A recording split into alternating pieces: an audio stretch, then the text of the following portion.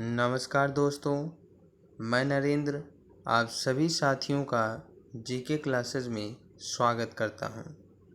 मैं आशा करता हूं कि आप और आपका परिवार स्वस्थ और सकुशल होंगे और आपकी तैयारी बहुत अच्छे तरीके से चल रही होगी।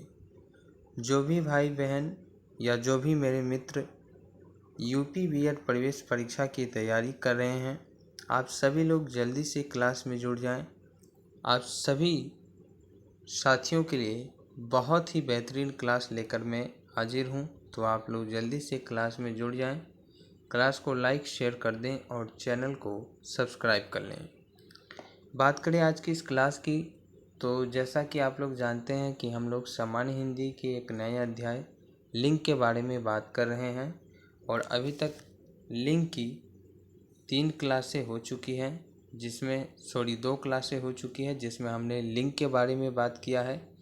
लिंग क्या होते हैं, लिंग कितने प्रकार के होते हैं, पुल्लिंग क्या होता है, स्त्रीलिंग क्या होता है और लिंग का निर्णय कैसे किया जाता है, इन सभी बिंदुओं पर अभी तक हमने बात किया है।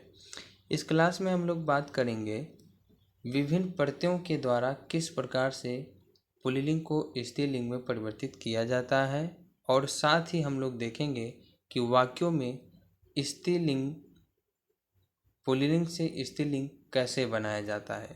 तो बहुत ही अच्छा क्लास है। काफ़ी सारी महत्वपूर्ण बातें को जानने के लिए आप इस क्लास में बने रहिए। तो चलिए इस क्लास की शुरुआत करते हैं। और अगर आप में से कोई साथी चैनल पे नए हैं तो सबसे पहले आप चैनल को सब्सक्राइब कर लें, साथ ही बेल आइकन को प्रेस कर दीजिए ताकि न्यू और लेटेस्ट अपडेट आपको समय के अनुसार मिलता रहे। आप टेलीग्राम चैनल को भी ज्वाइन कर सकते हैं, लिंक आपको वीडियो के डिस्क्रिप्शन बॉक्स में मिल जाएगा। क्लास अगर आपको पसंद आए तो लाइक कर दीजिए, अपने सभी दोस्तों में शेयर कर दीजिए और कमेंट बॉक्स में कमेंट करके ज़रूर बताइएगा कि क्लास आपको कैसा लगा। तो अभी तक हमने लिंग के बारे में बात किया है। लिंग क्या होते हैं, हिंदी में 2 प्रकार के लिंग होते हैं, पुल्लिंग, स्त्रीलिंग। हमने बात किया है पुल्लिंग क्या होता है, स्त्रीलिंग क्या होता है। इसके अलावा हमने बात किया है कि लिंग का निर्णय हम 3 प्रकार से कर सकते हैं, प्रयोग के आधार पे, अर्थ के आधार पे और रूप के आधार पे। प्रयोग के आधार पर सर्वनाम, विशेषण और क्रिया के द्वारा हम लोग लिंग का निर्णय करते हैं। अर्थ के आधार पर कुछ शब्द ऐसे होते हैं जिनका अर्थ समान होता है लेकिन लिंग की दृष्टि से वो अलग अलग होते हैं। तो इन सभी बातों पे हम लोग चर्चा कर चुके हैं। आज की इस क्लास में हम लोग बात करने वाले हैं विभिन्न प्रत्ययों के द्वारा लिंग परिवर्तन किस प्रकार से होता है। सबसे पहले बात करते हैं संस्कृत प्रत्ययों के द्वारा किस प्रकार से लिंग का परिवर्तन होता है। संस्कृत के आ प्रत्यय के प्रयोग से लिंग परिवर्तन हो जाता है। जैसे छात्र, इसमें जब आ प्रत्यय मिलता है तो छात्रा हो जाता है जो कि एक स्त्रीलिंग है। महोदय, इसमें जब आ प्रत्यय जुड़ेगा तो महोदया हो जाएगा जो कि स्त्रीलिंग है। बाल, बाला, प्रियतम, प्रियतमा। तो इस प्रकार से लिंग का परिवर्तन हो जाता है। आनी और आणी प्रत्यय के प्रयोग से भी लिंग का परिवर्तन होता है। जैसे नौकर एक पुल्लिंग शब्द है और जब इसमें आनी प्रत्यय लग जाता है तो नौकरानी जो कि एक स्त्रीलिंग शब्द है। जेठ एक पुल्लिंग शब्द है और जब इसमें आनी प्रत्यय लग जाता है तो वो हो जाता है जेठानी। इसी प्रकार से देवर और देवरानी। ईका प्रत्यय के प्रयोग से भी लिंग परिवर्तन होता है। जैसे गायक, यह एक पुल्लिंग शब्द है और जब इसमें ईका प्रत्यय जुड़ जाता है तो ये हो जाता है गायिका जो कि एक स्त्रीलिंग शब्द है। इसी प्रकार से नायक, नायक में जब इका प्रत्यय जुड़ जाता है तो नायिका हो जाता है जो कि एक स्त्रीलिंग शब्द है। पावक पुल्लिंग शब्द है, जब इसमें इका प्रत्यय जुड़ता है तो पाविका हो जाता है और इस प्रकार से इसका लिंग परिवर्तन हो जाता है। इन्हीं प्रत्यय के प्रयोग से भी लिंग परिवर्तन होता है। जैसे हंस, यह एक पुल्लिंग है और जब इसमें इन्हीं प्रत्यय जुड़ता है तो हंसनी हो जाता है। हाथी एक पुल्लिंग शब्द है, जब इसमें इनी प्रत्यय जुड़ता है तो हथनी हो जाता है, जो कि एक स्त्रीलिंग शब्द है।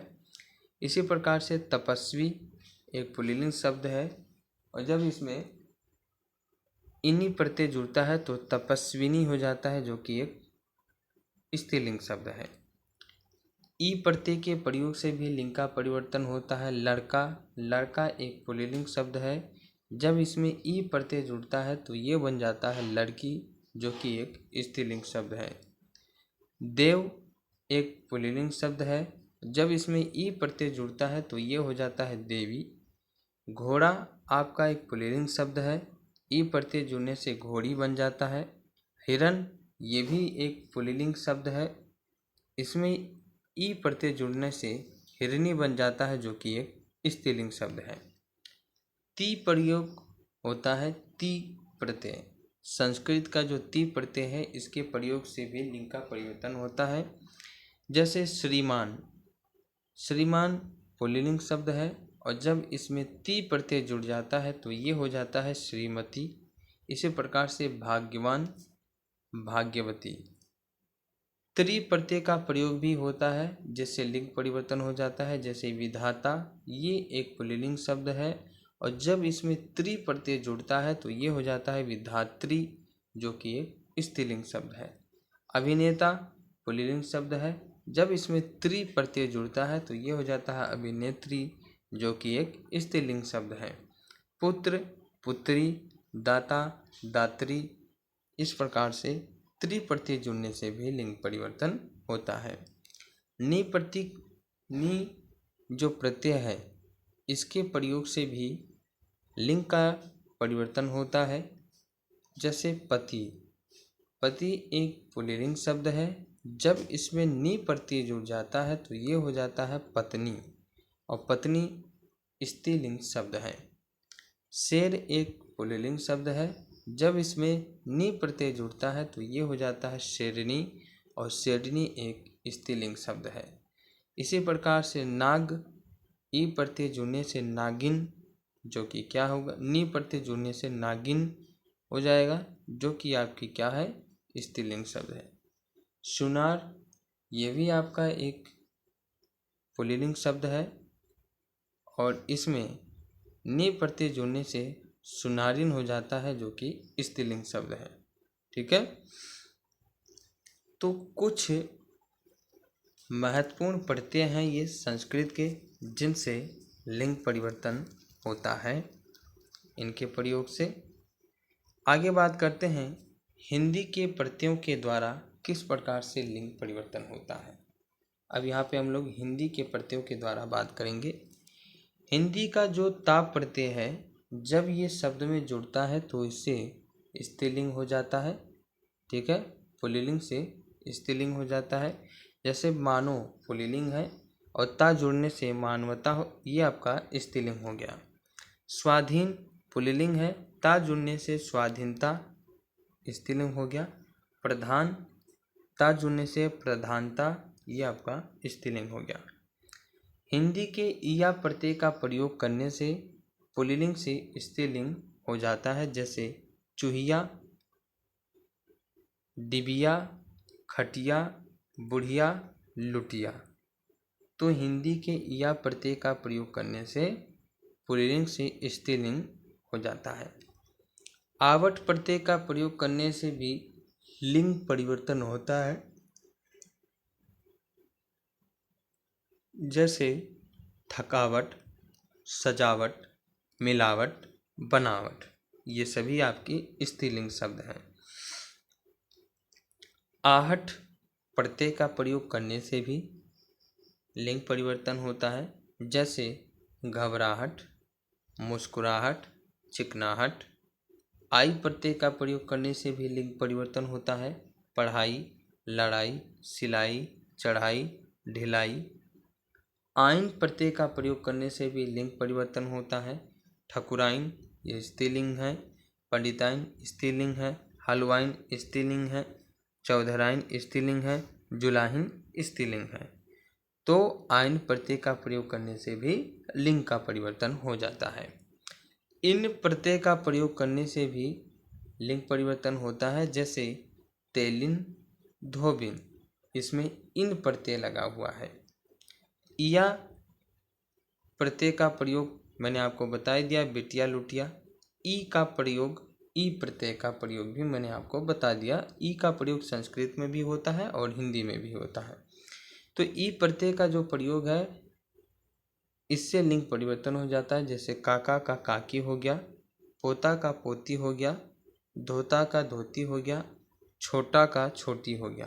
तो ई प्रत्यय का प्रयोग होने से भी लिंग का परिवर्तन होता है।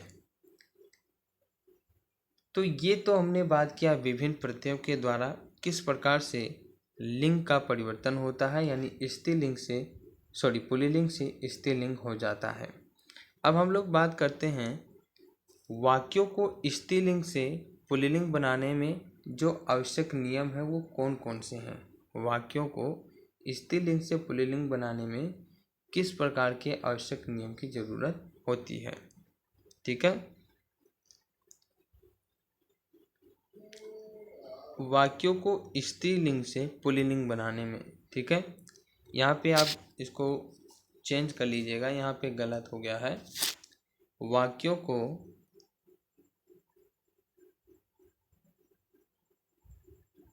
पुल्लिंग से स्त्रीलिंग बनाने में आवश्यक नियम। ठीक है, आप लोग इसे सही कर लीजिएगा। वाक्यों को पुल्लिंग से स्त्रीलिंग बनाने में आवश्यक नियम। पहला नियम है, एकारांत तथा आकारांत पुल्लिंग शब्दों को इकारांत कर देने से स्त्रीलिंग हो जाता है। एकारांत और आकारांत जो शब्द हैं उनको इकारांत करने से स्त्रीलिंग बन जाता है। जैसे नाना नानी, लड़का लड़की, मोटा मोटी। तो अकारांत और आकारांत जो शब्द होते हैं, एकारांत और आकारांत जो पुल्लिंग शब्द होते हैं, इनको इकारांत कर देने से क्या हो जाता है, स्त्रीलिंग बन जाता है। यानी इनमें ई लगाने से, ई की मात्रा लगाने से ये स्त्रीलिंग में परिवर्तित हो जाते हैं। अगला नियम कहता है कि आ प्रत्यांत पुल्लिंग शब्दों में, आ प्रत्यांत पुल्लिंग शब्दों में आ के स्थान पर इया लगाने से स्त्रीलिंग बन जाता है। जिन शब्दों के अंत में आ की मात्रा होती है, जिन शब्दों के अंत में आ की मात्रा होती है, उनमें आ की मात्रा के स्थान पर अगर हम लोग इया लगा दें तो स्त्रीलिंग में वो परिवर्तित हो जाते हैं। जैसे कुत्ता, कुत्ता में आप देखिए ता जो है इसमें आ की मात्रा है, तो इस ता के स्थान पे अगर हम लोग इया लगा दें तो ये हो जाएगा कुतिया, और कुतिया आपकी एक स्त्रीलिंग है। इसी प्रकार से बूढ़ा, बूढ़ा आपका पुल्लिंग है, लेकिन आ की मात्रा हटा कर अगर हम यहाँ पे इया लगा दें तो ये हो जाएगा बुढ़िया, और बुढ़िया आपका एक स्त्रीलिंग शब्द है। बछड़ा, बछड़ा भी एक पुल्लिंग शब्द है, लेकिन अगर हम लोग आ की मात्रा हटाकर यहाँ पर इया लगा दें तो ये हो जाएगा बछिया, और बछिया एक स्त्रीलिंग शब्द है। तो आ प्रत्यांत पुल्लिंग शब्द में आ के स्थान पर इया लगाने से स्त्रीलिंग बन जाता है। तीसरा नियम कहता है कि व्यवसाय बोधक, जाति बोधक और उपनामवाचक शब्दों के अंतिम स्वर का लोप करके उनमें इन और आइन प्रत्यय लगाने से स्त्रीलिंग बन जाता है। जो व्यवसाय बोधक और जो जाति बोधक और जो उपनामवाचक शब्द होते हैं, व्यवसाय बोधक शब्द, जाति बोधक शब्द और उपनामवाचक शब्द, इन शब्दों के अंतिम स्वर का जो लोप करके और उनमें इन और आइन प्रत्यय लगा देते हैं तो स्त्रीलिंग शब्द बन जाता है। जैसे धोबी, धोबी जो शब्द है इसके अंतिम स्वर यानी ई का जब हम लोप करके इसमें इन प्रत्यय लगा देते हैं या आइन प्रत्यय लगा देते हैं तो ये बन जाता है धोबिन, और धोबिन आपका एक स्त्रीलिंग शब्द है। इसी प्रकार से कहार से कहारिन बन जाएगा, कहारिन। यहाँ पे हम लोग आइन प्रत्यय का प्रयोग किए हैं, तो कहार से कहारिन, और कहारिन एक स्त्रीलिंग होता है। माली, माली एक पुल्लिंग है, लेकिन जब इसमें हम लोग इन प्रत्यय लगा देते हैं तो ये बन जाता है मालिन, और मालिन आपका स्त्रीलिंग शब्द है। तो कहने का मतलब ये है कि जो व्यवसाय बोधक, जाति बोधक और उपनामवाचक शब्द होते हैं, इनके अंतिम स्वरों का लोप हो जाता है और उनके स्थान पर इन और आइन प्रत्यय का प्रयोग करके स्त्रीलिंग बनाया जाता है।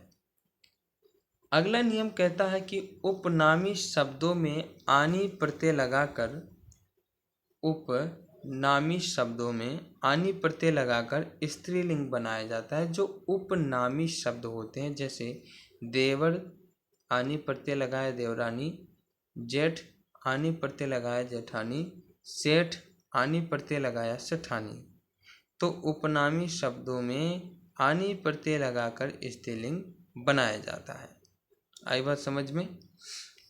जिन पुल्लिंग शब्दों के अंत में अक होता है, उनमें अक के स्थान पर इका लगा देने से स्त्रीलिंग बन जाता है।